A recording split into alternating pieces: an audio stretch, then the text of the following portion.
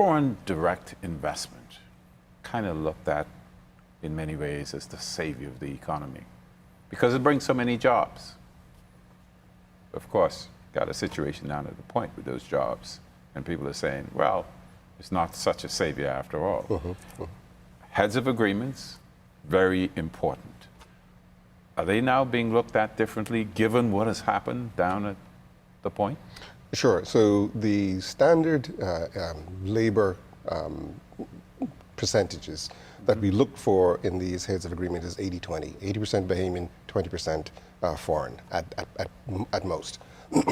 From time to time, that percentage may get off kilter, depending on the stage of the work and what it is that they're doing. If it's skilled labor of some unique kind, or not unique, because nothing's really unique, but kind that may not be readily available in the Bahamas, you might get a little bit of off kilter from time to time. But we expect that investors would come back to the 80-20 rule as quickly as possible.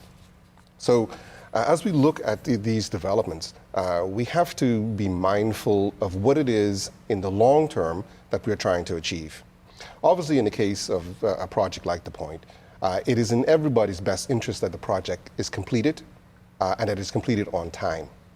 And so, again, not knowing the details of it, and I wouldn't want to second guess or to quarterback that, I imagine that there was some concerns about the stages, and they would have done whatever they thought was necessary. The Minister of Labor, as you know, is very much involved in that and trying to bring resolution to that in favor of the Bahamian worker, which is the primary concern that we have. Speaking of these heads of agreements, that's where we look for capital for the developments other than the government getting involved in whatever. Is that the best investment strategy? We have to recognize. And we talk about heads of agreements, and we're thinking primarily about foreign direct investments. Right.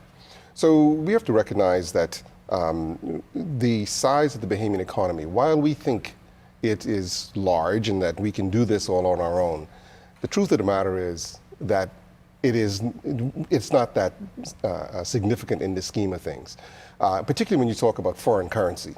We need inflow in order to be able to purchase the materials that's necessary and the consumption items that are necessary to make these things happen. So we look at foreign direct investment not only from the aspect of the project, but also in terms of widening this pool of available resources. I think in the past we have been terribly generous in terms of the concession packages that we have issued. And that's one of the things that we've been working very diligently towards eliminating or reducing as we try to strengthen our fiscal position, because that puts us in a different seat at the table in terms of what we can demand and what we have to offer in order to attract investment. Foreign direct investment ought to always be looked at from a strategic point of view. What is it that you're trying to accomplish? And how does this foreign direct investment help you to advance that strategy? So from my perspective, as I look at it, I'm looking at, one, is it going to help spur economic activity in the designated area? Is it going to engage in spin-off benefit to local contractors, local service providers, et cetera?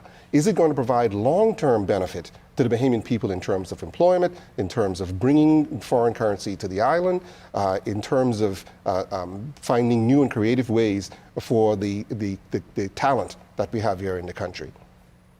And so one mustn't look at it as a bad thing or as some overpowering thing, but must look at it from a strategic point of view. What is it that the project is bringing to the country? What is the potential benefit to the overall economy and to the Bahamian people themselves? Yeah,